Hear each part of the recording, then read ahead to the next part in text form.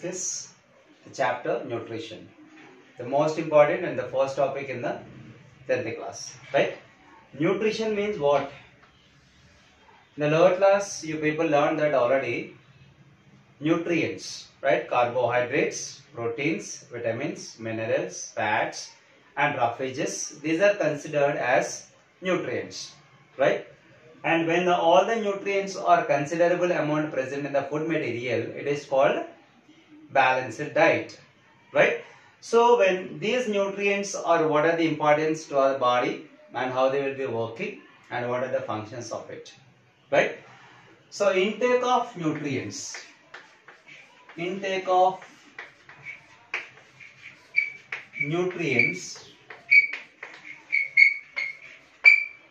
Intake of nutrients is called nutrition. Intake of nutrients is called nutrition. Generally, we are taking any kind of food material. That food material contains minimum 2 or 3 kinds of nutrients. So, whatever the food we are taking inside is nothing but we are intaking of nutrients. That intaking of nutrients is called nutrition. So, this nutrition method is not same in all the organisms.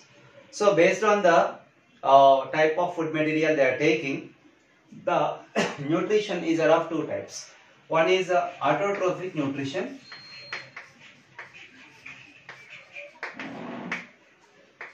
Autotrophic nutrition. And another is heterotrophic nutrition.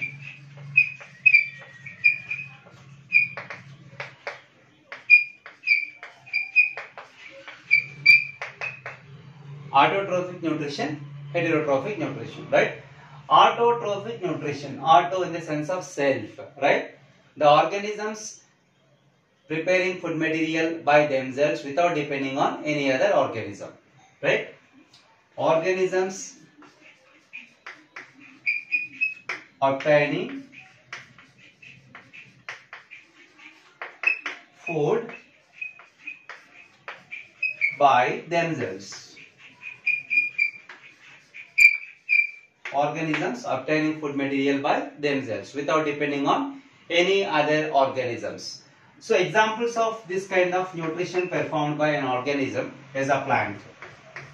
Plants are the organisms which comes under performing the autotrophic nutrition, and also photosynthetic bacteria. Photosynthetic bacteria. Right? So autotrophic nutrition means organisms obtaining food by themselves without depending on any other organism. Examples are plants and photosynthetic bacteria. Coming to the heterotrophic nutrition. Heterotrophic means quite opposite to that of autotrophic. Right? Obtaining food from other organisms. Obtaining food from other organisms. Obtaining food from other organisms. Examples of the organisms performing this kind of heterotrophic nutrition, from fungus to mammals. From fungus to mammals, all organisms are comes under heterotrophic nutrition performed by the organisms, right? So this is a basic type of two types of nutrition, autotrophic and heterotrophic. So heterotrophic nutrition is there are few types are there. One is parasitic nutrition. Parasitic nutrition. One more is saprophytic nutrition. Saprophytic nutrition. And third one is holozoic nutrition. Holozoic nutrition. Parasitic, saprophytic, holozoic. Parasitic nutrition in the sense of the organisms which are living in host cell. Living in host cell. One organism living in other organism. For example, there is a kind of bacteria, E. coli bacteria present in the small intestine of humans, and humans which synthesize the vitamin B12 and supply to the humans, right?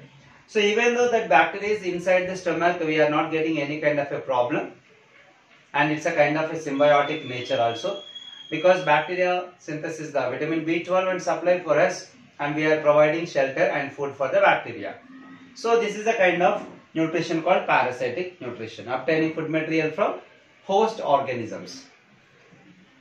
Parasitic nutrition, parasitic, so saprophytic nutrition. Saprophytic in the sense of organisms which obtaining food material from dead and decay matter. Obtained from dead and decay matter. Dead and decay matter. Organisms are obtaining food material from dead and decay organisms.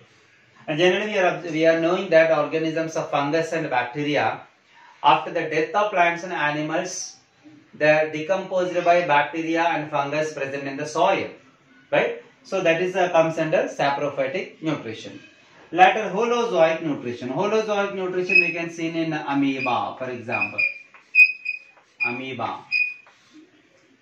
When you see that the organisms obtaining food material from outside the body directly through the body surface. For example, if you see that the amoeba, if you see the amoeba body, if the amoeba find any kind of a food material, it directly enter the body through the body surface. Through the body surface. Means the digestion will not occur outside the body. When the food material enter the body, the food material forms like a food vacuole, and the digestion of the food occurs inside the food vacuole. So this kind of solid materials when directly enter through body surface is called holozoic nutrition. This is also comes under heterotrophic nutrition, right?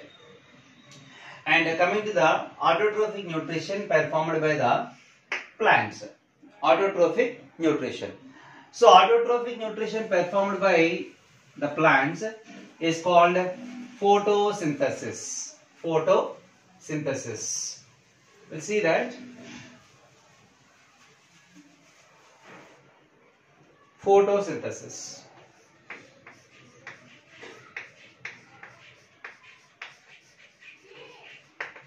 Photosynthesis.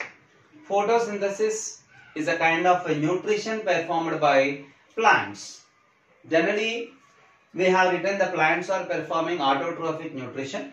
The autotrophic nutrition performed by plants is called photosynthesis. Here we can find the two words are there. One is a photo and another is synthesis.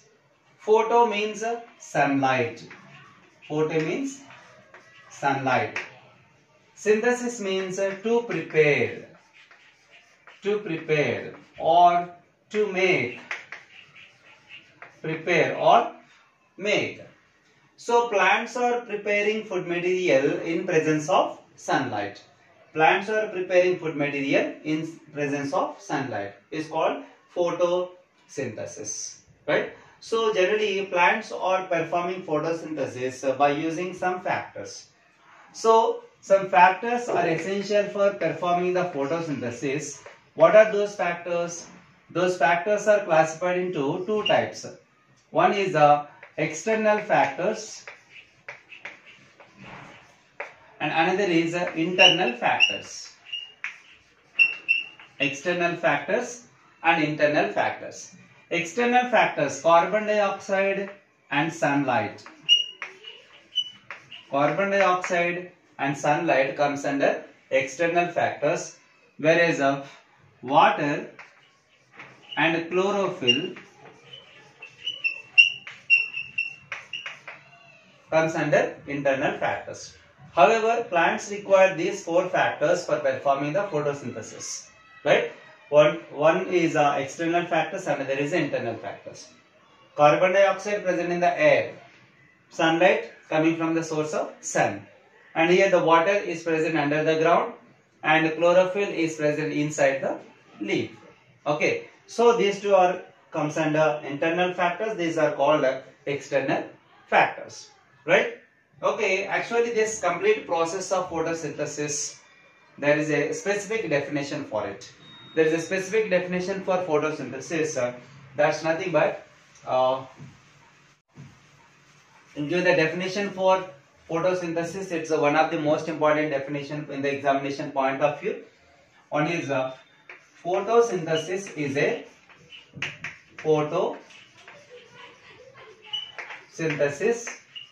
a photochemical process. Photochemical process.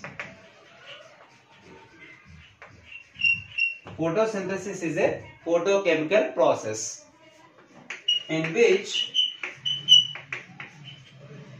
simple inorganic compounds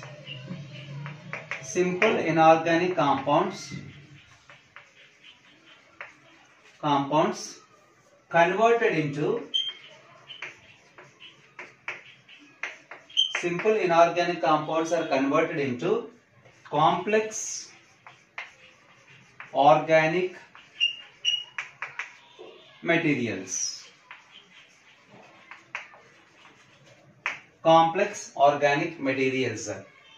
In chlorophyll of green plants,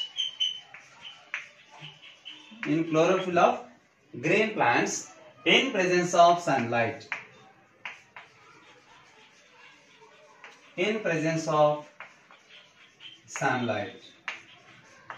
Right, this is the definition for photosynthesis.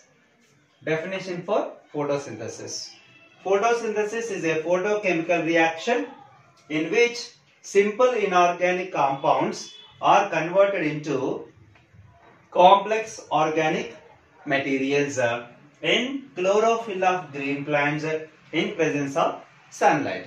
So whatever the four factors we have discussed earlier is a simple inorganic compounds, right, are converted into complex organic materials, where it will be converted in the chlorophyll of green plants. To be converting, some energy is required. That energy they are obtaining from sunlight. So this is the definition for photosynthesis. Initially in the 1931 Mr. C.B. Van Niel formulated the entire process of photosynthesis in an equational manner. That is CO2 plus H2O gives rise to CH2O plus O2 plus H2O. Right? This is the equation formulated by Mr. C.B. Van Niel in 1931. Right? Okay, C.B. Van Niel initially done this experiment to know that how oxygen is liberated. So during the process of knowing the facts of liberating oxygen, he used the H2S in place of H2O. Hydrogen sulfide he used instead of H2O. So whenever he used H2S, oxygen was not liberated. Oxygen was not released. Right? Okay, then after several years, the another scientist who is nothing but Robert Hill.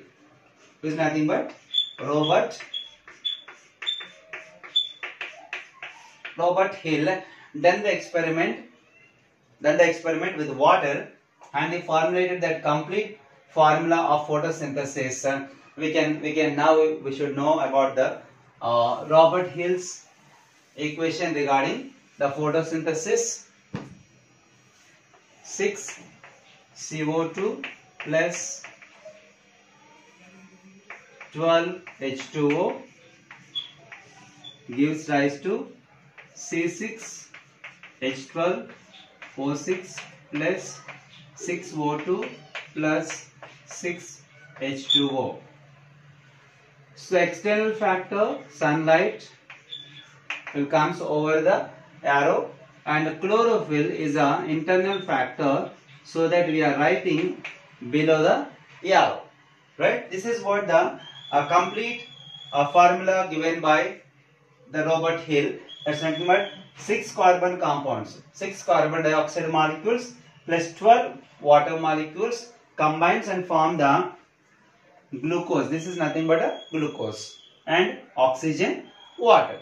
And they can be performing the entire process. We have written already in chlorophyll of green plants. It comes under internal factors, so that we have written here in presence of sunlight. So sunlight is the source of conversion of inorganic compounds into organic compounds. This is the equation given by Mr. Robert Hill.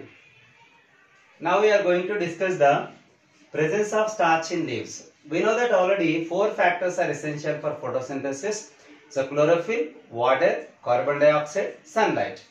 So chlorophyll, whether it is really important for photosynthesis or not, by doing this activity we can come to know the conclusion that whether really chlorophyll is essential or not. Generally, this is one of the most important activity in the first chapter. It comes in the final examination also, right? Here it is. This is our aim only. What is the question they given? That is our aim. That's nothing but to prove that the presence of starch in leaves. So to conduct any activity, we require some materials. Materials are nothing but whatever the labeling we have done here is comes under material. You see that beaker, boiling water, leaf, methylated spirit, test tube, asbestos gas, tripod stand, Bunsen burner. These are the materials required to conduct this activity. Later, procedure. What is the procedure? How we are conducting the activity, how we are doing the activity comes under procedure, right? First of all, take one beaker and fill it with water for 3/4. 3/4 of the beaker fill it with water. Later you can take one test tube. Half of the test tube you can fill it with methylated spirit, and detach one leaf from the healthy potted plant and drop it in the methylated spirit, and just keep it carefully in the water containing beaker. The entire setup you can keep it over the tripod stand which is containing the asbestos gas. We can able to boil the water by using Bunsen burner. Now when you burn the Bunsen burner, you lit the Bunsen burner, it can emit the fire. Because of that fire, the water present in the beaker will be boiled. Whenever the water get boiled, because of that heatness, the methylated spirit also get boiled. Whenever the methylated spirit get heated up, automatically we can observe that the green color leaf, the presence of the green color leaf is nothing but chlorophyll, right? Chlorophyll is slowly dissolving in the methylated spirit. The chlorophyll present in the leaf is dissolving in methylated spirit. So whenever we notice it that the chlorophyll is completely dissolved in methylated spirit, carefully we can turn off the fire and take out the leaf with using a brush and clean it with the water, and then we can go for a iodine test. So iodine test, to do the iodine test we need some apparatus again. One is a petri dish we required. Petri dish we needed, and after that we can take the leaf like that, just put it in the petri dish and pour some iodine droplets. Pour some iodine droplets by using the dropper. By using dropper, you can pour some drops of iodine droplets. Okay. Whenever you remove the chlorophyll from the green leaf, it is pale in color, light in color. So when you keep this leaf in the petri dish and pour some drops of iodine solution by using the dropper, you can see the color change in the leaf. Color change in leaf. Whenever the leaf got changed the color into bluish black in color. Bluish black. Bluish black. Generally, we are using the iodine solution to check the presence of starch in leaves. To check the presence of starch in leaves, we are using the iodine solution. Whenever you drop some drops of iodine solutions on the leaf surface, when the leaf turns into bluish black in color, it shows the presence of starch in leaves. So according to this activity, we can easily know that there is a starch in the leaves, that leaves containing starch because of the chlorophyll. When there is a chlorophyll, the plants are performing photosynthesis and they produce the starch. We are understanding that the starch is produced because of the presence of chlorophyll. So there is a precaution in this activity. Precaution. Usually the methylated spirit containing test tube should not heated up directly on the flame. Why? Because the methylated spirit is highly inflammable, so it can catch the fire and it may be having some dangerous impacts. So that you should not heat up the test tube which containing the methylated spirit directly on the flame. This is the precaution regarding this activity. Now we are going to discuss the air and photosynthesis. Actually in the 1770, Mr. Joseph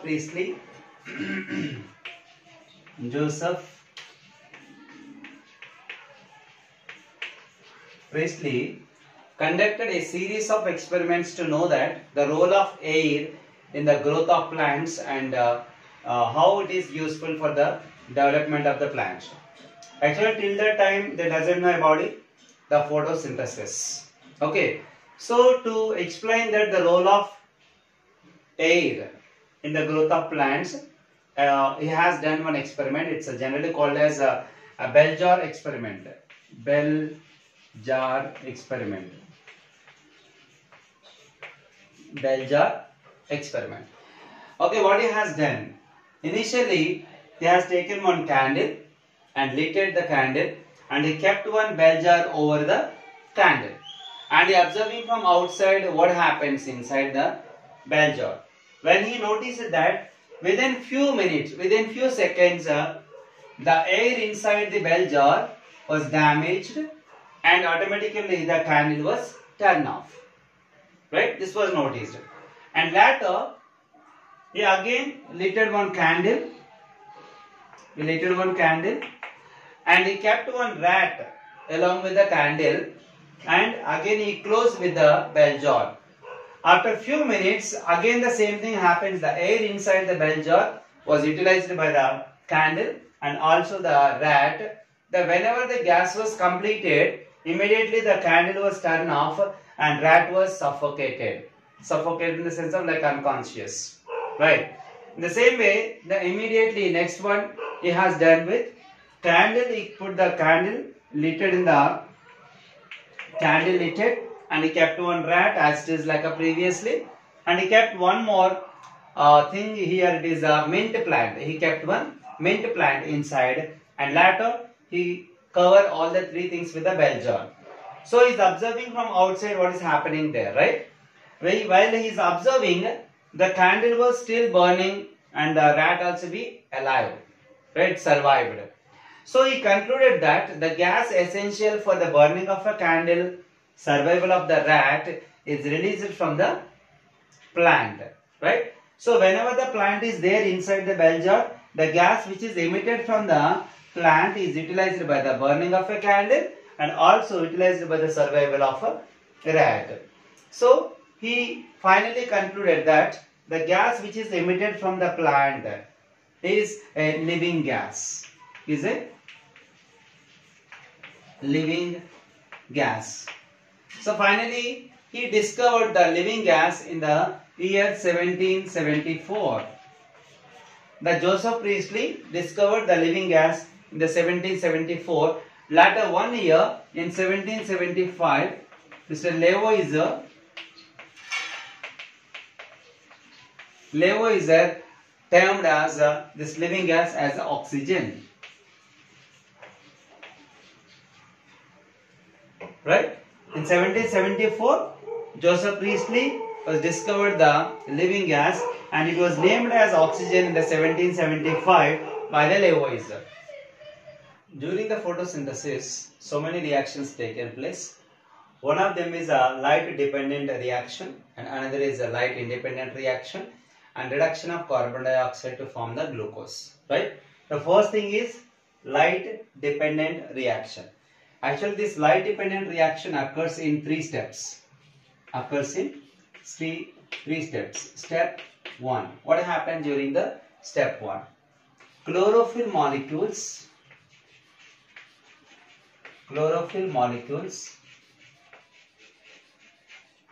trap solar energy.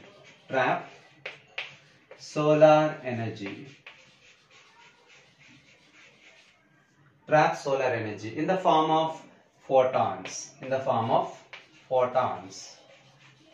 So chlorophyll molecules trap solar energy in the form of photons. Whenever they trap solar energy, they receive solar energy, they get energy, they get excited. The chlorophyll molecules get excited. Right? This is what happens during the step 1. During the step 2, the chlorophyll molecules, what they trap solar energy, that energy is utilized to break the water molecule. This is also called as photolysis. Photolysis takes place in the step 2. Photolysis means breaking of water molecule into hydrogen plus hydroxyl ion. Okay, so this, whatever the solar energy they received, that helps to break the water into hydrogen and hydroxyl ion. Okay, during these two processes of formation, OH hydroxyl ion furtherly converted into water by series of reactions, and this water utilized by the plant.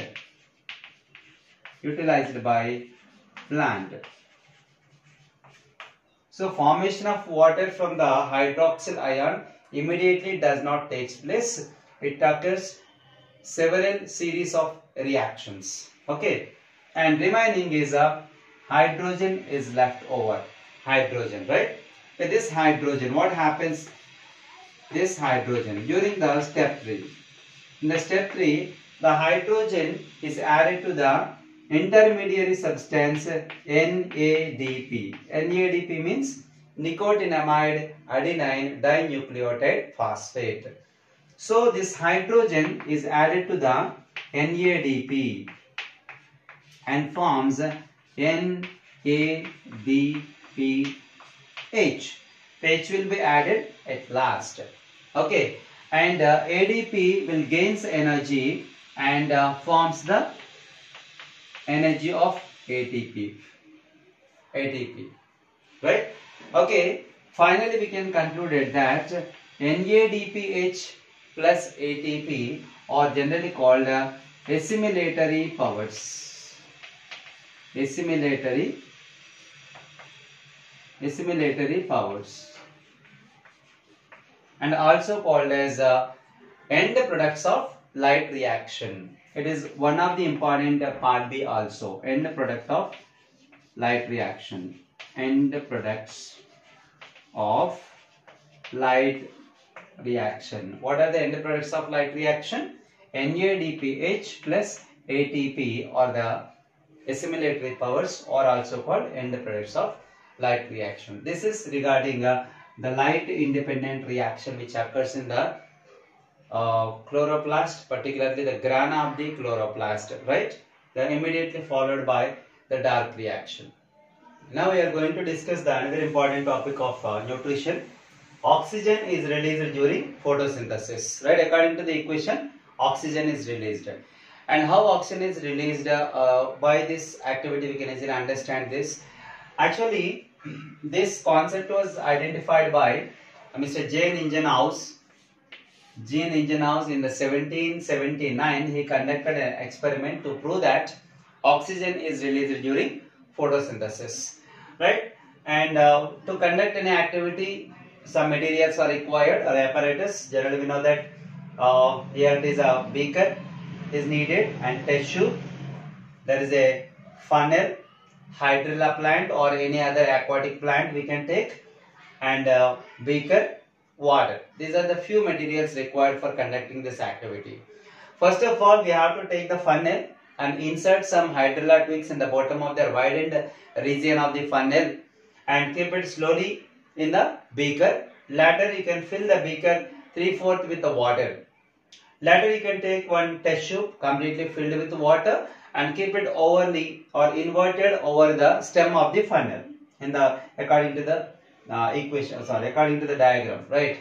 How the figure is showing that. In that way you can keep the test tube invertedly over the stem of the funnel, right?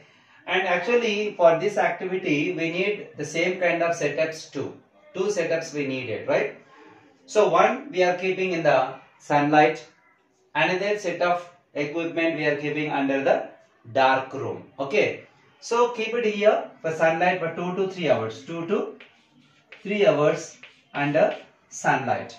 After 2 to 3 hours we have to observe. After 2 to 3 hours, when you are keeping this entire setup under the sunlight, we can observe that the air bubbles, you can see that the bubbles are arising from the twigs of the hydrilla plant. They are reaching the bottom of the test tube.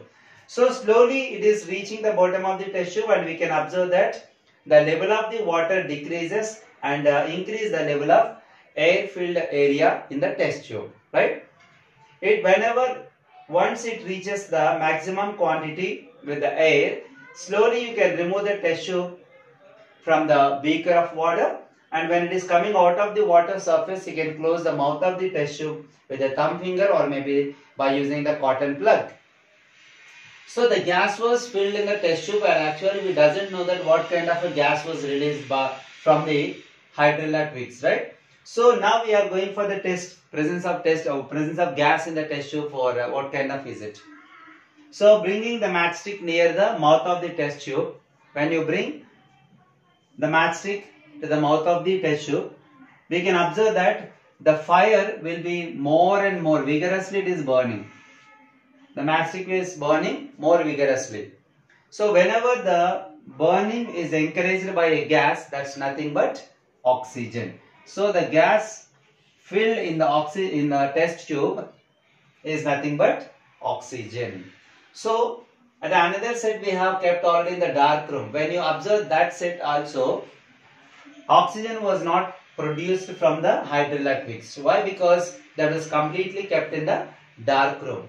When the plants are unable to receive the sunlight, they fail to perform the photosynthesis. So to perform the photosynthesis, sunlight also essential. So during the photosynthesis, the plants produce the oxygen, and that is provided to all the living world like humans and other organism systems. So this is a simple experiment that and oxygen is released during photosynthesis. Now we are going to discuss the carbon dioxide is essential for photosynthesis. Carbon dioxide is one of the most important factor for performing photosynthesis by plants, and we will see that by an activity whether really carbon dioxide is essential or not. Okay, to conduct the activity we need some apparatus. Before going to that, our aim is to prove that carbon dioxide is essential for photosynthesis. And I told you that already. What are the parts are mentioned here? They comes under apparatus or material required. For this activity, we need a well-potted plant. Well-potted plant, which is every day twice, which is watering the plant, generally called as healthy plant or well-potted plant. We have selected one well-potted plant, and we need one wide-mouthed glass bottle. The mouth should be little widened. Later, we need KOH solution and also iodine solution. KOH and iodine solution. These are the materials required for conducting this activity. And most important thing is that before conducting this activity, we need to destarch the plant. Destarch. Destarch the plant. Destarch in the sense of removal of starch from the plant. Removal of starch. Removal of starch. We have to remove the starch present in the plant body. Regularly, plants are performing photosynthesis every day. When the light is available, the plants are performing photosynthesis and preparing the food material. But what the food material plants are preparing every day, they cannot utilize in the day it seems. So that excess of food can be stored in the form of starch. So whenever the plant is having the excess of food in the form of starch, if we are not removing the starch, we may not get the proper result for the activity what we are conducting. So that before conducting the activity, whatever the plant we have chosen for experiment, we need to de-starch. We have to remove the starch completely from the plant body. How we can remove the starch from the plant body? By keeping 4 to 5 days in the dark room. 4 to 5 days, whenever we are keeping the plant in the dark room, we can completely remove the starch present in the plant body. After 5 days, we need to take a wide mouthed glass bottle and select one of the leaf and insert half of the leaf through the splitted cork. The wide mouthed glass bottle should be closed by splitted cork. Through the splitted cork, we have to insert the leaf. Half leaf should be inside the bottle, half of the leaf outside the bottle. And later, we need a Vaseline or petroleum jelly to be applied around the splitted cork to prevent the entry of carbon dioxide, right? Because we have to show that carbon dioxide is essential. So whichever component is essential we want to show, we need to cut the supply of that particular component, right? So that to prevent the entry of carbon dioxide, we have to apply the Vaseline around the splitted cork and around the mouth of the bottle, right? And inside the bottle we are taking the KOH solution. KOH, potassium hydroxide solution. What is the use of potassium hydroxide solution? For example, while you are inserting the leaf in the bottle, somehow the carbon dioxide may remain in the bottle. If carbon dioxide remains in the bottle, we may not get the proper result. So that to remove the carbon dioxide present in the bottle, we have taken KOH. KOH solution can able to absorb the carbon dioxide present in the bottle. So that now it is confirmed that no carbon dioxide inside the bottle, right? Okay, after entire setup you are arranging, you need to keep it under the sunlight for 2 to 3 hours. How much time? 2 to 3 hours. We need to keep it under the sunlight. When you are keeping under the sunlight for after 2 to 3 hours, we need to remove the leaf from the wide mouthed glass bottle, and we have to detach the leaf from the plant also, and going for the iodine test. Generally, we know that iodine we are using for, particularly in the science projects, for show the presence of starch in the leaves, right?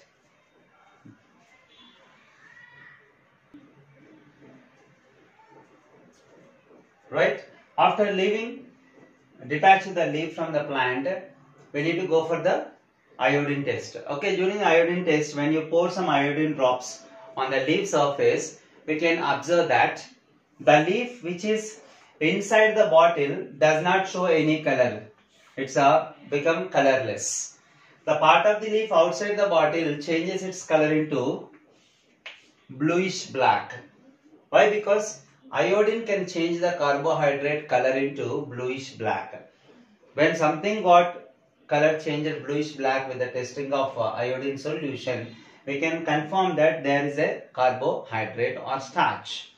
So when you observe this one, you can conclude that both the leaves, the leaf, half of the leaf outside the bottle, half of the leaf inside the bottle, they received sunlight, they received water, and they have chlorophyll in both sides. But the part of the leaf outside the bottle received carbon dioxide present in the atmosphere, whereas half of the leaf inside the bottle, they did not receive the carbon dioxide. Why? Because we have removed already carbon dioxide in the bottle. So that out of 4 factors, 3 factors they were received, only 1 factor, that is carbon dioxide, has not received by the part of the leaf inside the bottle, so that it failed to perform the photosynthesis and failed to prepare the starch, so that it is becoming colorless. So according to this activity, we can easily say that carbon dioxide is essential for photosynthesis.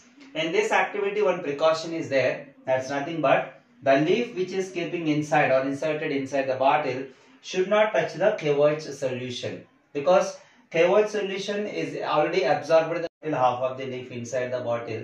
They received sunlight, they received water, and they have chlorophyll in both sides. But the part of the leaf outside the bottle received carbon dioxide present in the atmosphere, whereas half of the leaf inside the bottle, they did not receive the carbon dioxide. Why? Because we have removed already carbon dioxide in the bottle. So that Out of 4 factors, 3 factors they were received, only 1 factor, that is carbon dioxide, has not received by the part of the leaf inside the bottle, so that it failed to perform the photosynthesis and failed to prepare the starch, so that it is becoming colorless. So according to this activity, we can easily say that carbon dioxide is essential for photosynthesis. In this activity, one precaution is there. That's nothing but the leaf which is keeping inside or inserted inside the bottle should not touch the cleavage solution, because cleavage solution is already absorbed the carbon dioxide present in the bottle. If the leaf touch the cleavage solution, maybe result will come different. So that to be getting the proper result, the leaf which is inside the bottle should not touch the cleavage solution. This is one of the most important activity in the chapter nutrition, and it is important for the people those are going to write the public examinations also.